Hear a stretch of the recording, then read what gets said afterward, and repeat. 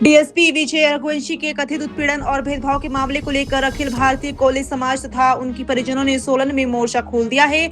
समाज के प्रतिनिधियों और परिजनों ने जिला उपायुक्त को ज्ञापन सौंपकर मामले की निष्पक्ष जांच और न्याय की मांग की। इस दौरान डीएसपी के अंकल धर्मपाल और अखिल भारतीय कॉलेज समाज के राष्ट्रीय कार्यकारिणी सदस्य सुमित कोहली ने मीडिया के समक्ष अपनी बात रखी। धर्मपाल ने आरोप लगाया कि विजय रघुवंशी के तबादले के बाद वरिष्ठ अधिकारियों की ओर से उन्हें नए स्थान पर ज्वाइन न करने के लिए कथित तौर पर फोन और व्हाट्सएप के माध्यम से धमकाया गया। उन्होंने आरोप लगाया कि अन्य पुलिस अधिकारियों को भी उन्हें ड्यूटी ज्वाइन न करवाने के निर्देश दिए गए। उन्होंने बताया कि रीढ़ की हड्डी में गंभीर चोट और दर्द के कारण विजय रघुवंशी चलने फिरने में असमर्थ थे। मेडिकल प्रमाण पत्र ऑनलाइन, व्हाट्सएप और ईमेल के माध्यम से भेजे जाने के बावजूद उनकी बीमारी को कथित तौर पर नजरअंदाज किया गया। परिजनों ने शिमला के एसपी गौरव सिंह और डीआईजी अशोक तिवारी पर सरकारी वाहन वापस लेने तथा वाहन हटाए जाने के बावजूद अगस्त तक वेतन से 750 रुपये प्रतिमाह कटौती जारी करने का आरोप लगाया। सुमित कोहली ने मुख्यमंत्री से मामले में व्यक्तिगत संज्ञान लेकर निष्पक्ष जांच और दोषी अधिकारियों पर कार्रवाई की मांग की। उन्होंने चेतावनी दी कि मांगों पर जल्द कार्रवाई नहीं हुई तो कॉलेज समाज धरना प्रदर्शन करेगा और जरूरत पड़ने पर दिल्ली में भी आंदोलन किया जाएगा। मैं सर्वप्रथम यहाँ उपस्थित पत्रकार बंधुओं का हार्दिक अभिनंदन धन्यवाद करता हूँ कि आपने हमारे इस प्रकरण को जो आज जिस करके हम यहाँ आए हैं, उपस्थित हुए हैं, उसके बारे में आपको विस्तृत जानकारी प्रदान करने हेतु हमारा यहाँ जो है सब परिवारजनों का, हमारे समाज के लोगों का यहाँ एकत्रित होना हुआ है। और ये ज्ञापन जो हम आज की डेट में माननीय हमारे जो डीसी साहब है, जिला उपायुक्त महोदय के समक्ष हम प्रस्तुत करने जा रहे हैं।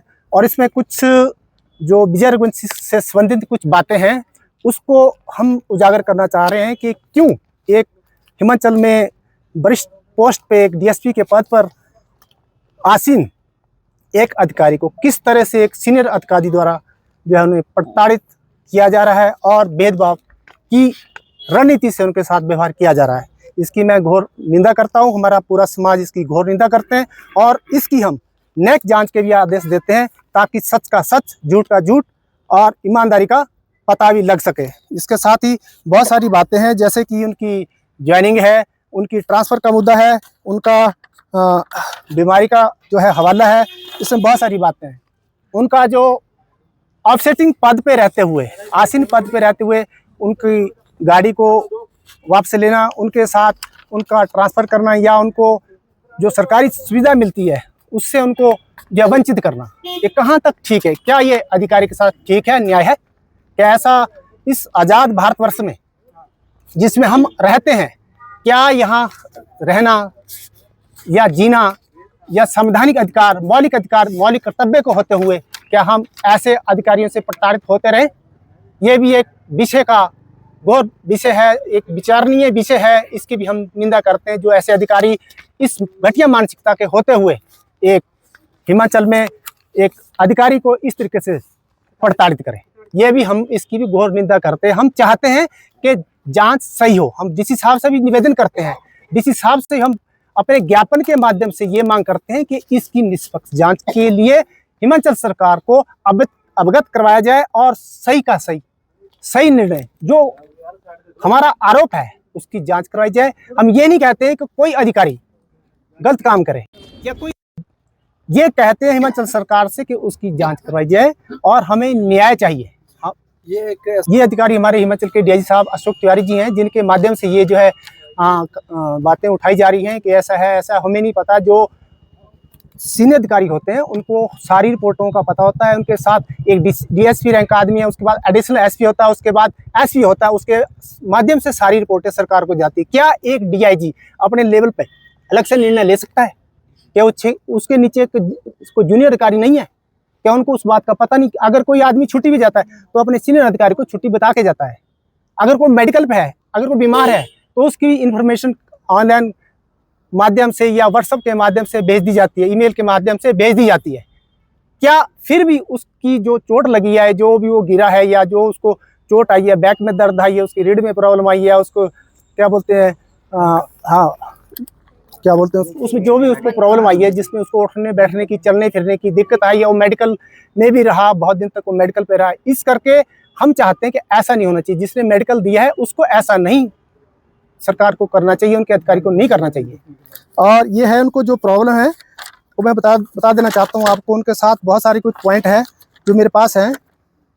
व्हाट्सएप माध्यम से धमकी, अशोक तिवारी के द्वारा व्हाट्सएप के माध्यम से विजय रघुवंशी को फोन पर धमकी दी गई जब उसने ज्वाइन करना था। पाउंटा साहब उसकी बदली हुई थी, तो ये भी एक गलत है। जब एक अधिकारी हमें ऑर्डर दे देता है तो अधिकारी कर्मचारी का दायित्व बनता है कि वो उस ऑर्डर को लेकर के अपने अगले स्थान पर जाकर ज्वाइन करे, और पीछे से फोन पे बोलते इसको ज्वाइन नहीं करना। ये भी कहाँ तक का नीति संगत है। और किसी दूसरे अधिकारी को बोल दे, पुलिस में एसएचओ साहब का दूसरे अधिकारी, नहीं भाई इसको ज्वाइन नहीं करने देना, कहाँ का सत्य है ये?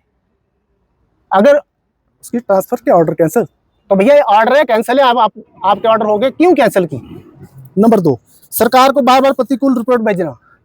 डीजीपी हिमाचल प्रदेश द्वारा विजय रघुवंशी के खिलाफ कथित झूठे मनगढ़ंत रिपोर्टें भेजी गई। ठीक सर। अगला, झूठे मामले फंसाने सृजित प्रयास। डीजीपी हिमाचल श्री अशोक तिवारी द्वारा श्री गौरव सिंह तथा अन्य संबंधित अधिकारी विजय रघुवंशी को झूठे एवं मनगढ़ंत मामले में फंसाने के लिए जानबूझकर और सुनिश्चित रूप से लगातार ऐसे प्रयास कर रहे हैं। घटनाओं की पूरी श्रृंखला को एक साथ देखने पर यह सामान्य प्रशासनिक कार्रवाई ना होकर लक्षित प्रताड़ना और पेशेवर प्रतिष्ठा को नुकसान पहुंचाने का प्रयास प्रतीत होता है किसी छोटे अधिकारी को, ताकि वो कल को कोई और भी उसने प्रमोशन नहीं, उसको नीचे दिखाने की कोशिश की जा रही है। अगला है जी, आधिकारिक वाहन छीनने जाने का प्रयास। एसपी शिमला गौरव सिंह डीजीपी अशोक तिवारी के साथ कथित मिलित वक्त में विजय रघुवंशी से उनका वाहन कथित रूप से गलत और भ्रामक आधार पर वापस ले लिया गया। यह वाहन आधिकारिक रूप से उनके साथ अटैच था। इसके बावजूद वाहन वापस लेने के बाद भी 750 रुपए प्रति मास की राशि अगस्त तक उनके वेतन से कटती रही। यह सवाल है कि जब वाहन उपलब्ध नहीं था तो उसके लिए वेतन से कटौती किस बाहर की थी? ठीक है सर। नंबर 6, सरकार के समक्ष वाहन के संबंधित कथित रिपोर्ट। एसपी शिमला द्वारा सरकार के समक्ष वास्तविक स्थिति और उसके आधिकारिक रूप से अटैच होने से संबंधित कथित रूप से गलत एवं भ्रामक रिपोर्ट प्रस्तुत की गई। यह रघुवंशी, मैं विजय का अंकल हूँ और हिमाचल डिस्ट्रिक्ट सोलन गाँव अपना चिड़ियार मुसवाड़ा, तहसील बद्दी, जिला सोलन, हिमाचल प्रदेश। नमस्कार, मेरा नाम सुमित है, सुमित कोहली। मैं अखिल भारतीय कोहली समाज से राष्ट्रीय कार्यकारिणी सदस्य हूँ।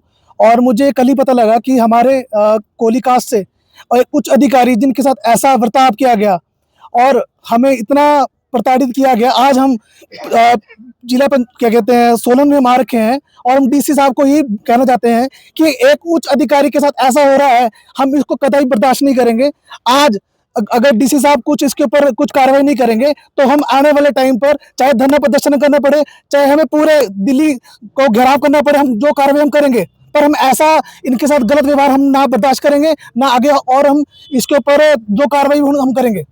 और मैं पूरे क्या कहते हैं पूरे समाज बंधुओं से मैं एक आग्रह करना चाहता हूँ कि सभी एक होकर इस मुद्दे को और हाईलाइट करें, ताकि जितने भी हमारे प्रताड़ित लोग हो रहे हैं कि ऐसा काम करने से वो सोचे, 10 बार सोचे। और मैं सीएम साहब जो सुक्खू जी हैं उनसे भी एक बार कहना चाहता हूँ कि इस मुद्दे को आप और गौर से देखें और जो ऐसा इनके साथ हो रहा है और इन पर थोड़ा अमल लाए और इनके ऊपर जो ऐसा ये कर रहे हैं, जो उच्च अधिकारी कर रहे हैं, इनके ऊपर सख्त कार्रवाई की जाए। धन्यवाद।